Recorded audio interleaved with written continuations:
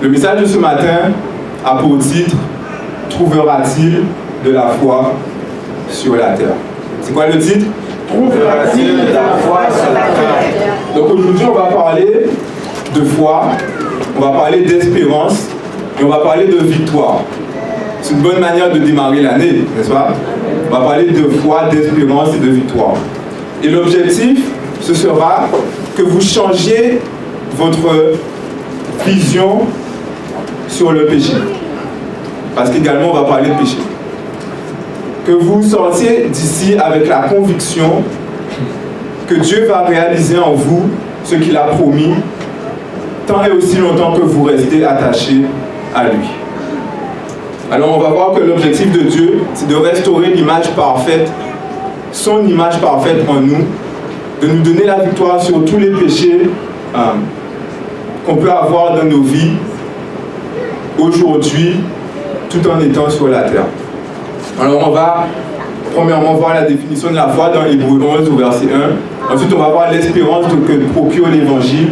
Et ensuite on va voir comment, à travers la parabole de la veuve importune, on va tirer des leçons de cette parabole pour voir comment Jésus dans cette parabole nous enseigne les leçons à mettre en pratique dans nos vies pour pouvoir, comme la veuve importune, être victorieux. Est-ce qu'on est ensemble? Amen. Donc on va commencer par prier. Je vous invite à incliner la tête avec moi. Éternel, notre Dieu, notre Père, merci Seigneur pour ce privilège de venir dans ta maison pour partager ta parole, pour écouter ta parole. Seigneur, c'est en ce jour de sabbat que tu nous convoques, Seigneur, et nous sommes présents, nous avons bravé le froid. Et Seigneur, nous te demandons que tu puisses nous parler individuellement à chacun de nous, car tu as un message pour chacun de nous, Seigneur. Que tu nous pardonnes toutes nos fautes, tous nos péchés, que tu nous laves dans le sang précieux de Jésus-Christ et que tu nous apportes ton Saint-Esprit. C'est ma prière au nom de Jésus. Amen. Donc tournez vos Bibles, frères et sœurs, avec moi dans le livre d'Hébreux, au chapitre 11. Hébreux chapitre 11, le verset 1. Nous lisons ensemble. Vous y êtes?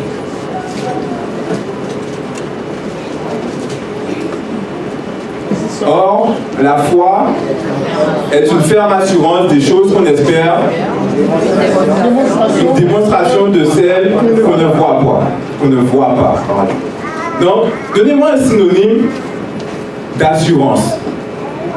Un synonyme d'assurance. Une certitude, quoi d'autre? Une conviction. Maintenant, le verset dit assurance, une certitude, une conviction des choses qu'on espère. Qu'est-ce que ça implique, les choses qu'on espère? Oui, mais... Oui, mais une chose qu'on espère, voilà, c'est quelque chose qui n'est pas encore manifesté, mais une chose qu'on attend dans un futur plus ou moins proche. On est d'accord? Ok. Maintenant, on va voir l'espérance que Dieu nous a donnée, l'espérance que procure l'Évangile après la chute de l'homme. Je vous invite à tourner vos Bibles dans Genèse au chapitre 3. Genèse chapitre 3.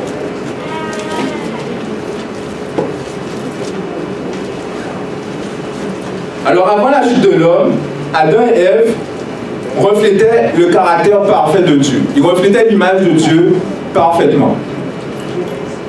Après la chute de l'homme, ce que Dieu détestait le plus, c'est rattaché à ce que Dieu aime le plus. Est-ce que vous comprenez? Après la chute de l'homme, la Bible nous dit que le péché s'est attaché à l'homme. Et c'est comme ça que Paul décrit dans Romains 7, à plusieurs reprises, Paul répète, le péché habite en moi. Le mal s'est attaché à moi. Donc après la chute de l'homme, le mal, le péché que Dieu déteste, s'est attaché à l'homme que Dieu aime. Et Dieu nous donne cette promesse dans Genèse chapitre 3 au verset 15. Il donne aux hommes une espérance et nous lisons ensemble.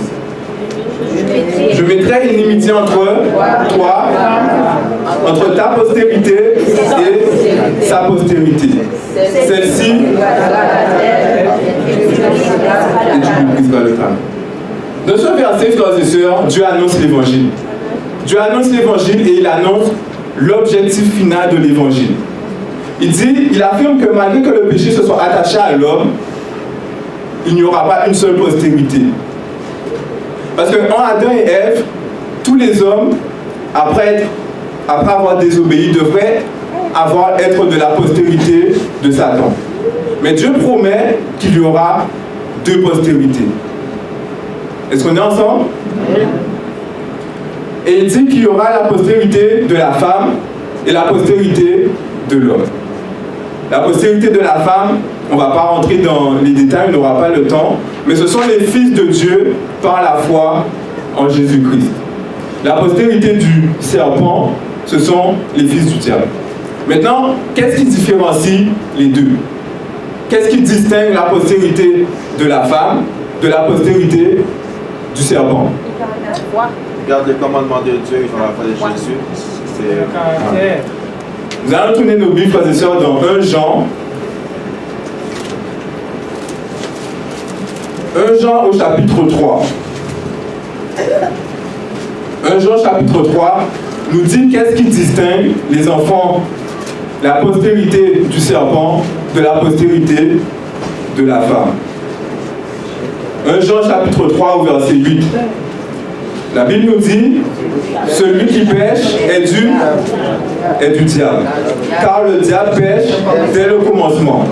Le Fils de Dieu a apparu afin de détruire les œuvres du diable. Quiconque est né de Dieu ne pratique pas le péché. Quiconque est né de Dieu ne pratique pas le péché.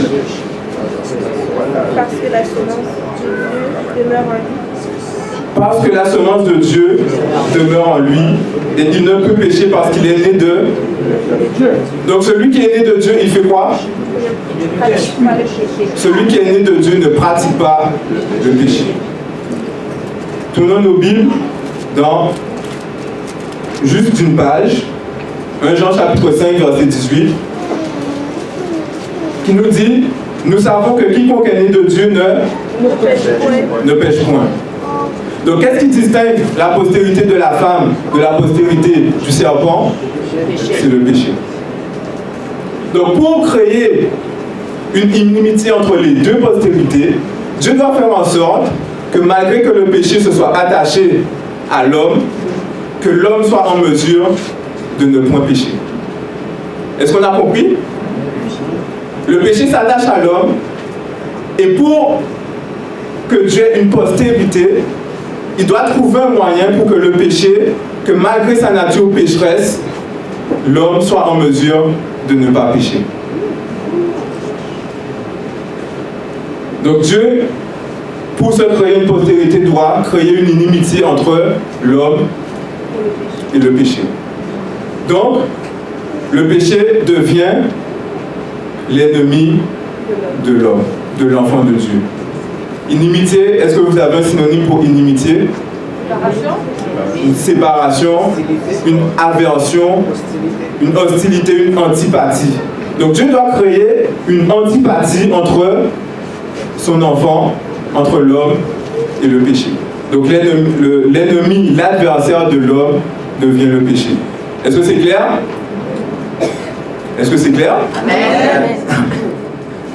Donc Dieu met en place le plan de rédemption. Jésus-Christ vient sur la terre, il prend la nature humaine, et la Bible nous dit que Dieu a condamné le péché dans la chair en envoyant à cause du péché son propre Fils. Et l'objectif de tout ça, on va aller dans Colossiens chapitre 1. Dans Colossiens chapitre 1,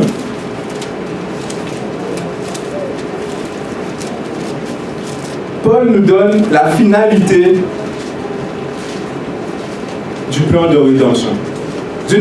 Paul nous explique c'est quoi le but, pourquoi Jésus-Christ est venu sur la terre. Il a condamné le péché dans la chair. Nous lisons Colossiens chapitre 1 et le verset 22. Est-ce que vous y êtes? Amen. Amen. Lisons ensemble. Pour vous, frères, Pour vous faire paraître devant lui saint, irrépréhensible et sans reproche. Donc l'objectif du plan de Dieu, l'objectif de l'évangile, c'est que l'homme devienne saint, irrépréhensible et sans reproche. Donc en d'autres termes, que l'image et le caractère de Dieu soient pleinement reflétés en lui. Est-ce que ça fait du sens? Est-ce qu'on est ensemble? Amen. Amen. Mais aujourd'hui, nous sommes rendus à une époque particulière de l'histoire de l'humanité. Et on va aller dans 1 Timothée 3. 1 Timothée chapitre 3.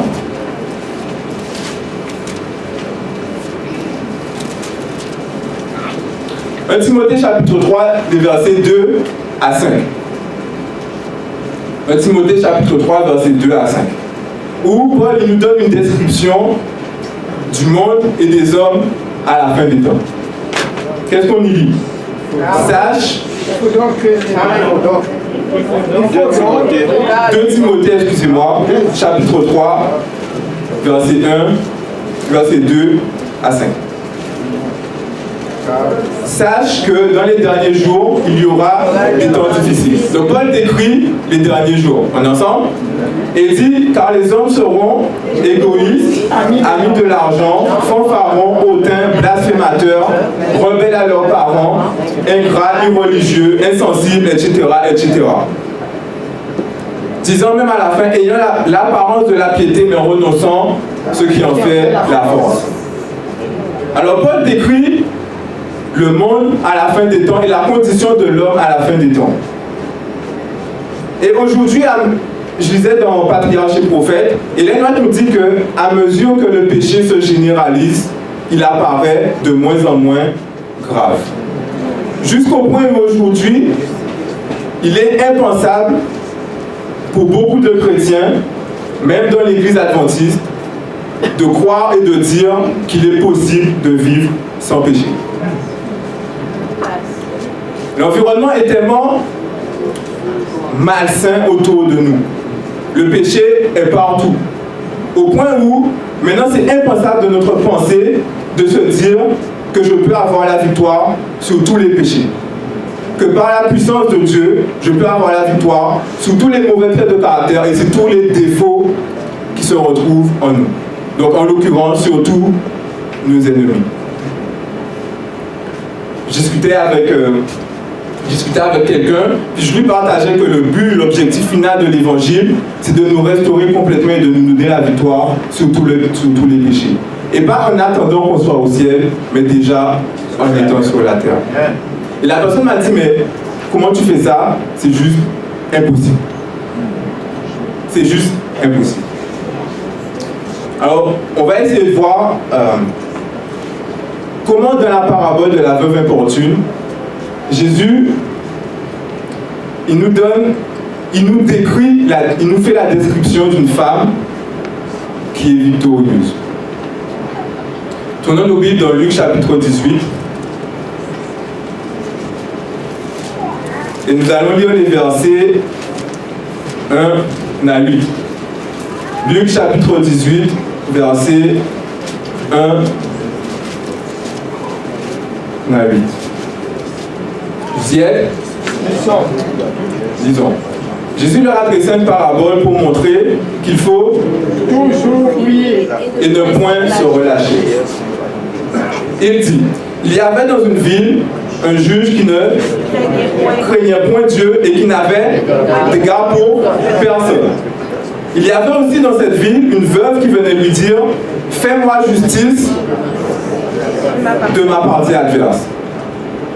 Pendant longtemps, il refusa. Mais ensuite, il dit en lui-même, crois que je ne crains point Dieu et que je n'ai d'égard pour personne, néanmoins, parce que cette veuve m'importune, je lui ferai justice. Afin qu'elle ne vienne pas sans cesse me rompre la tête. Le Seigneur ajouta, entendez ce que dit le juge unique. Et Dieu ne fera-t-il pas justice à ses élus qui crient à lui jour et nuit? et tardera-t-il à leur égard? Je vous le dis, il leur fera promptement justice.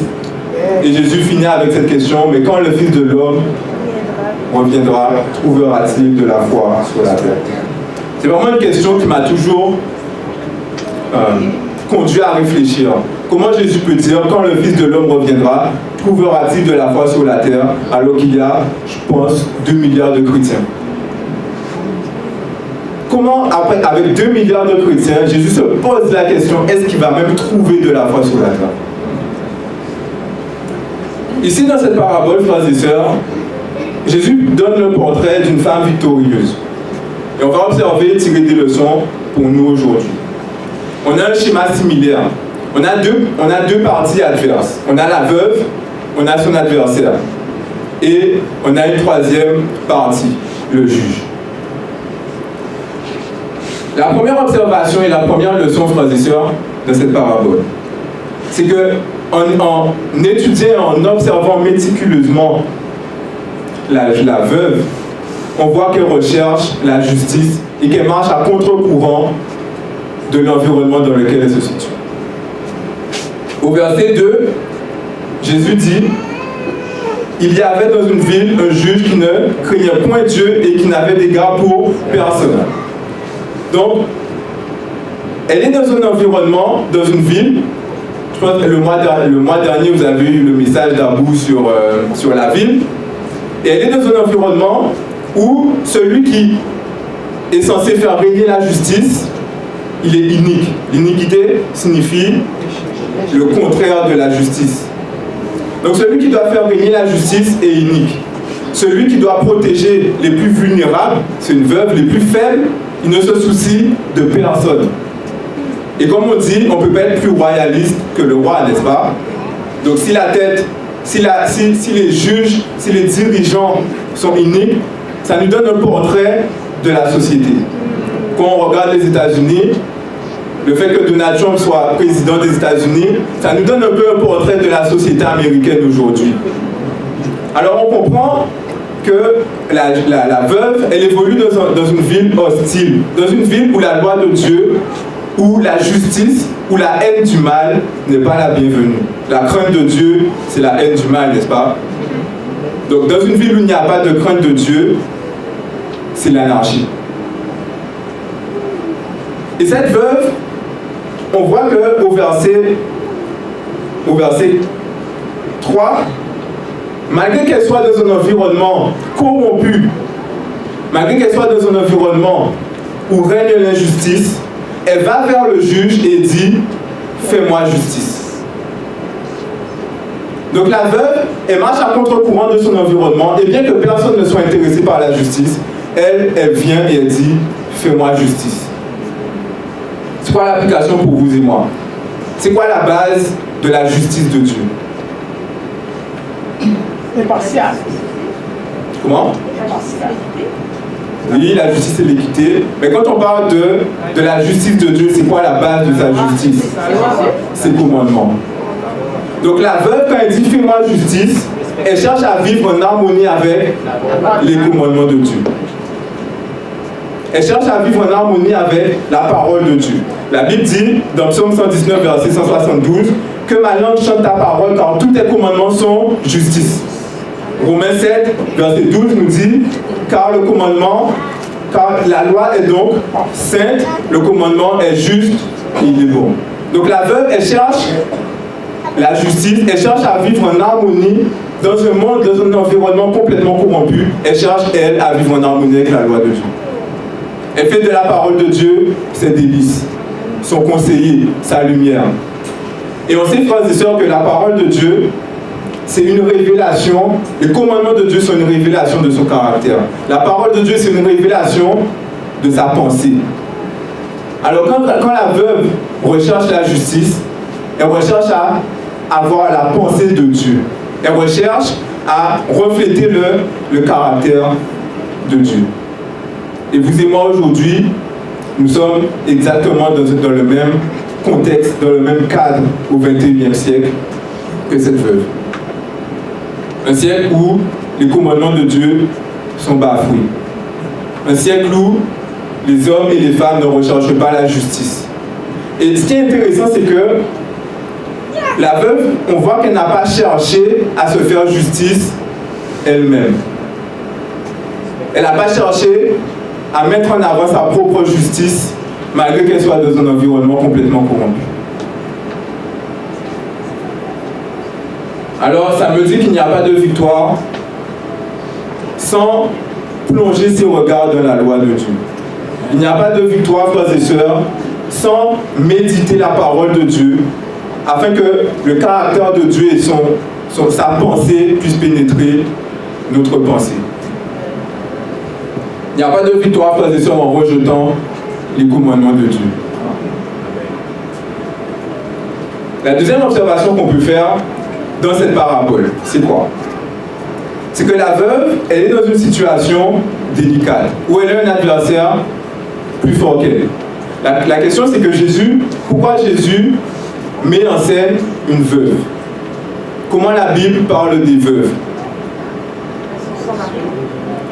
Une veuve et son mari, oui. Il faut en prendre soin, il faut protéger la veuve. Pourquoi? Parce que une veuve, l'orphelin, la Bible souvent parle de la veuve et de l'orphelin comme les personnes les plus vulnérables et les plus faibles de la société. Et aujourd'hui encore, dans la société, on a des programmes d'aide sociale pour les veuves et pour les orphelins, pour les personnes qui sont les plus vulnérables de la société.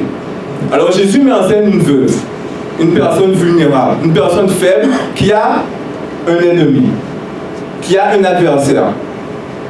Et la veuve, dans la situation dans laquelle elle se rend compte que son adversaire est plus fort qu'elle. Donc qu'est-ce que ça implique? C'est qu'elle a l'humilité de reconnaître que dans la situation où elle n'a pas les moyens de s'en sortir toute seule. Donc la veuve, elle voit son incapacité. Elle reconnaît sa faiblesse. Alors Jésus, dans cette parabole, il illustre l'incapacité, l'impossibilité, la faiblesse de l'homme à vaincre le péché par lui-même. On a vu que la veuve est un adversaire. Et dans la Bible, qui est notre adversaire? Le diable. Le diable. Qu'est-ce que Dieu a dit qu'il va mettre une inimitié entre nous et le péché? Donc le péché devient notre adversaire. Alors Jésus illustre le fait que l'homme est faible face au péché, que l'homme n'a pas la capacité de se débarrasser de son péché lui tout seul. Nous vivons tous les jours, frères et sœurs, avec un adversaire plus fort que nous.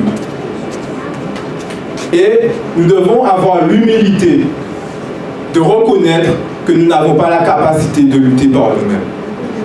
Comme cette veuve dans sa situation, elle a reconnu qu'elle n'a pas la capacité de se débarrasser de son adversaire d'elle-même. Alors au fur et à mesure dans l'expérience chrétienne,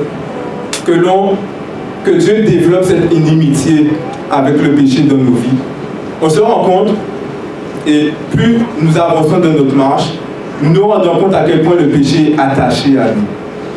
Je me souviens, la première fois qu'on m'a présenté l'évangile, que je parlais avec un frère, je lui ai dit, mais pourquoi j'ai besoin de Dieu en fait? Je suis quelqu'un de bien, je fais du mal à personne, je mène ma petite vie, je recherche à faire les choses correctement, je ne me suis jamais battu avec personne. Je suis quelqu'un d'honnête, pourquoi j'ai besoin de Dieu? Mais alors qu'on plonge comme la veuve, il regarde dans la Bible.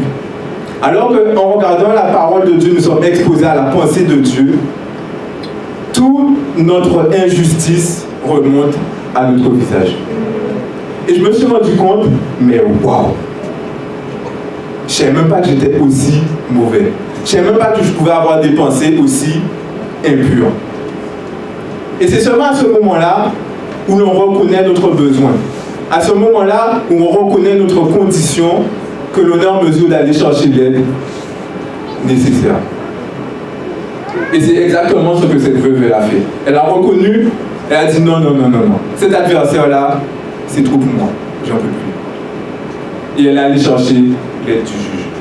Donc sans reconnaître notre état, sans reconnaître notre condition, on ne voit pas notre besoin d'un sauveur. Et c'est là la première étape à la victoire du péché. La troisième leçon et la troisième observation que l'on peut faire, c'est que dans cette parabole, Jésus met en scène un juge. Et c'est quoi le rôle d'un juge? De rendre justice. Ok. Et nous savons que le véritable juge de la terre, c'est qui? C'est Dieu lui-même. Donc Jésus, il met en scène un juge qui a la compétence, mais qui n'a pas du tout le caractère de Dieu. Il a la capacité de juger, mais il n'a pas le caractère de Dieu. Allons, tournons nos Bibles, frères et sœurs, dans Jude, verset 24. Jude, verset 24. Parce qu'une fois qu'on reconnaît son besoin, une fois que la veuve, elle a vu que la situation dans laquelle elle était trop pour elle, une fois que vous et moi nous voyons que les péchés que nous avons sont trop pour nous, que nous n'avons pas la capacité de nous en défaire, nous devons nous rendre à la bonne personne. Et pas juste à n'importe qui. Jude, au verset 24, nous lisons ensemble. Or, à celui, pause, à celui de qui on parle. Jésus. À celui qui peut vous préserver de toute chute et vous faire paraître comment? Irrépréhensible et dans l'allégresse. On va lire le texte microscopiquement maintenant. À celui, Jésus, qui peut, un synonyme du verbe pouvoir, la capacité, être en mesure de, avoir l'habilité, avoir la compétence, avoir la puissance. Donc à celui qui peut, vous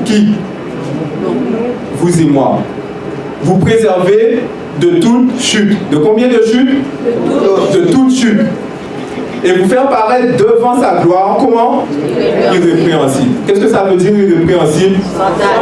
Sans tâche, sans péché, sans reproche.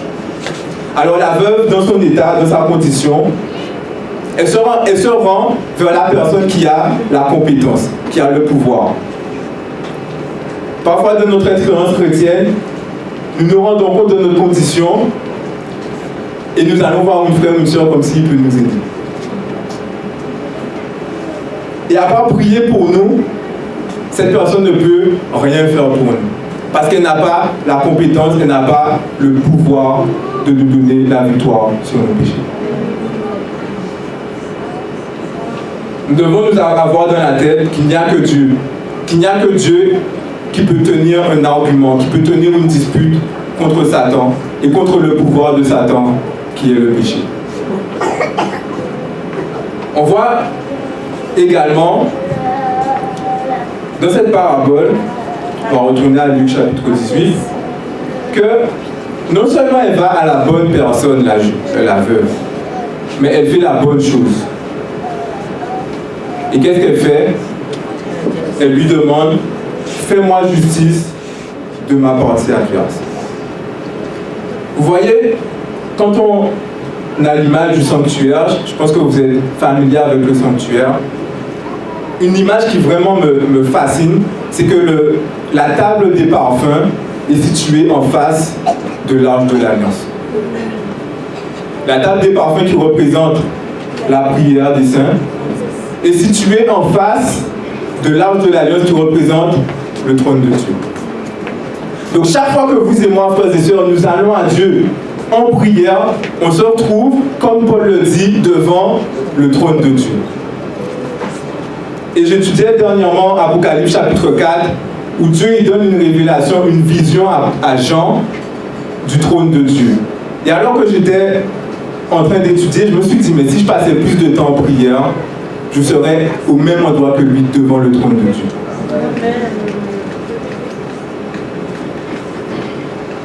Et la veuve, elle demande, Dieu nous appelle, la veuve demande, donne-moi, rends-moi justice. Elle demande l'application pour nous, c'est que lorsque nous demandons à Dieu de nous rendre justice, c'est Dieu qui rend justice. Et Jésus, et la parole de Dieu nous dit, nous avons l'assurance que quoi que ce soit que nous demandions selon sa volonté, il nous écoute.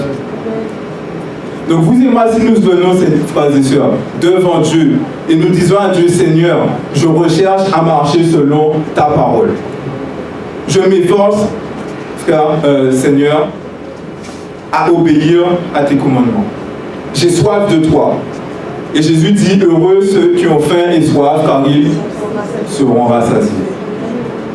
Et alors que, comme la veuve, nous devons venir devant Dieu et dire à Dieu, Seigneur, donne-moi la victoire sur mon péché.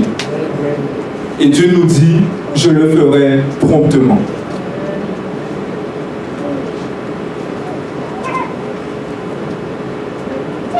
La jeunesse m'a demandé de parler de la fin des temps. Et je trouvais que ce sujet était approprié parce que le peuple de Dieu à la fin des temps est décrit dans Apocalypse 14, verset 5, comme allons dans Apocalypse 14, verset 5. Apocalypse 14, verset 5. À partir du verset 1, Jean y voit l'agneau qui se tenait sur la montagne de Sion et avec lui 144 000 personnes qui avaient son nom et le nom de son Père inscrit où? Sur leur front. Le verset 5 décrit ces hommes et dit, dans leur bouche, il ne s'est trouvé point de mensonge, car ils sont comment? Irrépréhensibles. Alors quand j'étudiais ce passage de Luc chapitre 18, j'ai vu un résumé en 8 versets du livre de l'Apocalypse, où Jésus il décrit une femme. Et dans la parole de Dieu, une femme représente une église. Et cette femme, elle est dans un environnement hostile. Dans un environnement où la parole de Dieu, les lois de Dieu, ils sont bafouées. Cette femme, elle est persévérante. Cette femme, on a vu qu'elle recherche à vivre selon les commandements de Dieu. Elle recherche à garder les commandements de Dieu dans sa vie. Cette femme, on a vu, grâce à sa foi, elle a eu la victoire sur son adversaire, sur son ennemi. Apocalypse 14.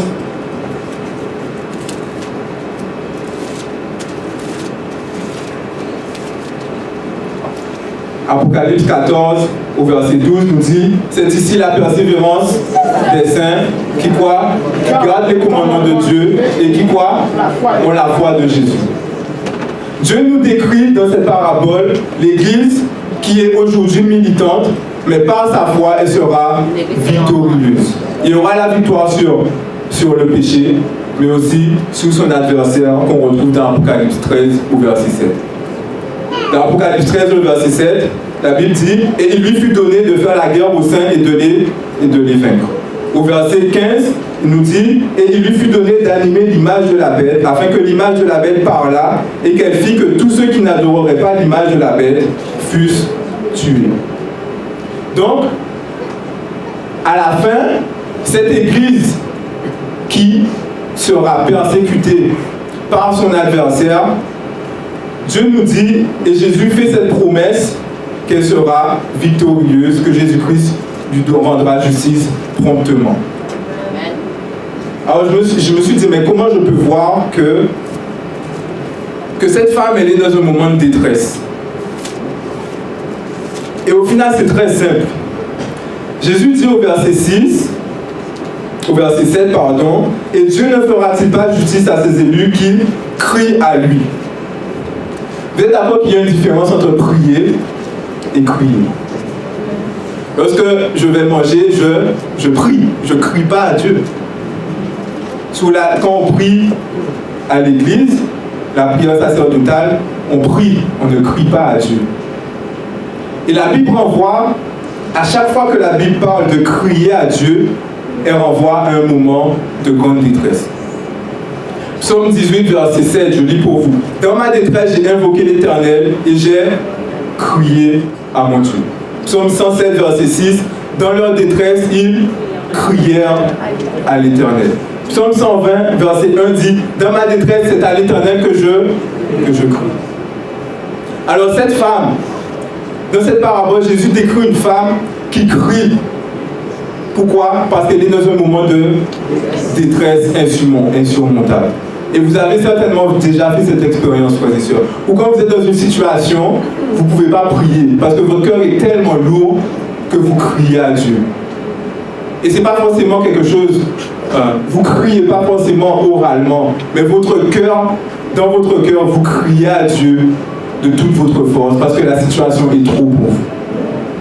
Et Dieu décrit cette église qui, dans un moment de détresse, dans un grand temps de trouble, crie à lui et dit qu'il lui fera promptement justice. Apocalypse 18, verset 20 nous dit « Ciel, réjouis-toi sur elle, et vous les saints et les apôtres et les prophètes, réjouissez-vous aussi, car Dieu a fait justice en jugeant Babylone. » Donc dans cette parabole, frères et sœurs, on a premièrement un message de victoire sur le péché, mais on a également un message où Jésus dit à son peuple, Jésus dit à son église, aujourd'hui, vous vous battez, vous luttez. Vous allez vivre des moments de détresse, mais vous, celui qui persévérera jusqu'à la fin, il sera sauvé. Alors on va terminer, et j'aimerais partager 2-3 points avec vous rapidement. Lorsque, frères et sœurs, par notre attitude ou par nos paroles, nous manquons de confiance à Dieu, littéralement, qu'est-ce que nous faisons? Nous appelons Dieu un menteur. 1 Jean 5, verset 10 nous dit « Celui qui ne croit pas Dieu le fait menteur. » Maintenant, c'est qui le menteur? C'est le diable. Est-ce que vous voyez où je vais? Jean 8, verset 44. En parlant du diable, Jésus dit « Il a été meurtrier dès le commencement et il ne se tient pas dans la vérité parce qu'il n'y a pas de vérité en lui. Lorsqu'il profère le mensonge, il parle de son propre fond parce qu'il est menteur et le père du mensonge. » Donc, lorsque dans notre attitude ou dans notre parole, nous ne faisons pas confiance à Dieu, c'est littéralement assimiler le caractère de Dieu au caractère de Satan. Et c'est la raison pour laquelle l'incrédulité est si odieuse aux yeux de Dieu. Lorsque le peuple d'Israël n'a pas voulu rentrer à Canaan, Dieu dit « Jusqu'à quand ce peuple me méprisera-t-il » Lorsque, frères et sœurs, vous et moi, nous regardons dans nos vies et nous disons « J'aurai jamais la victoire sur ce péché », Jésus dit « Jusqu'à quand il me méprisera »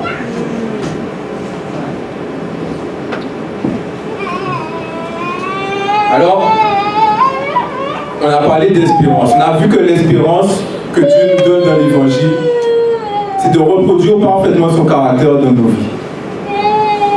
Et le point commun qu'il y a dans toutes les espérances dans la Bible, c'est que premièrement, la condition est toujours défavorable. Et que deuxièmement, elle est toujours humainement impossible. Et je vous invite à réfléchir avec moi. Combien d'espérances qu'on a dans la Bible? Lorsque Dieu donne à Abraham l'espérance qu'il aura un enfant, Abraham, il a 100 ans, sa femme, elle a 90 ans. Condition défavorable, humainement impossible. Lorsque Isaac doit avoir un enfant, Rebecca est stérile. Condition défavorable, humainement impossible. Jacob doit avoir un enfant, Rachel est stérile. Conditions défavorables, humainement impossible. Le peuple d'Israël doit être délivré de l'Égypte. Le peuple d'Israël est esclave depuis 400 ans. L'Égypte est le pays le plus grand à l'époque, la force, la puissance la plus grande. Et c'est comme si, je suis de la Guadeloupe, c'est comme si la Guadeloupe demain part en guerre contre les États-Unis et gagne. Des conditions sont défavorables et c'est humainement impossible. Joseph, il va mourir et il dit « Jurez-moi » et en disant que l'Éternel, votre Dieu, vous visitera. Il va mourir, il n'a pas vu, mais il a foi en l'espérance. Alors frères et sœurs, lorsque vous et moi nous réfléchissons, Lorsque nous analysons nos vies et que nous disons, mais comment j'aurai la victoire sur ce péché si humainement impossible? Eh bien, c'est une bonne chose que ce soit impossible. Parce que si ce n'était pas impossible, ça ne serait pas de Dieu.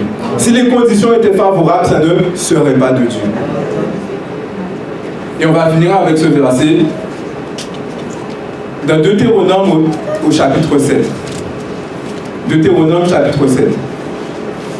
Où Dieu, dans sa sagesse, il connaît les questions que l'on se pose.